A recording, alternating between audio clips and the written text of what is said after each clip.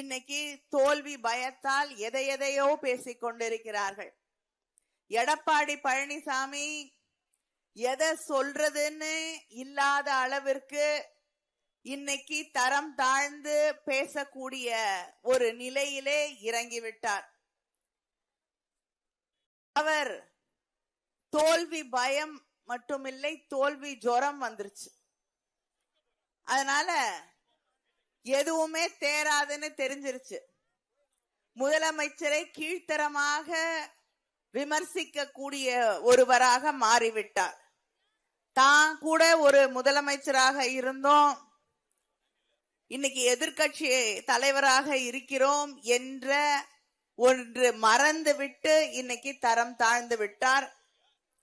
முதலமைச்சரை பற்றி அவ்வளவு கொச்சையாக பேசக்கூடிய அளவிற்கு அவர் தரம் தாழ்ந்து விட்டது.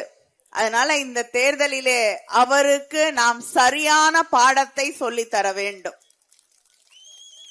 Periyar Maniamma Institute of Science and Technology, Tanjavur, AAA with specialization in electric vehicles and energy engineering.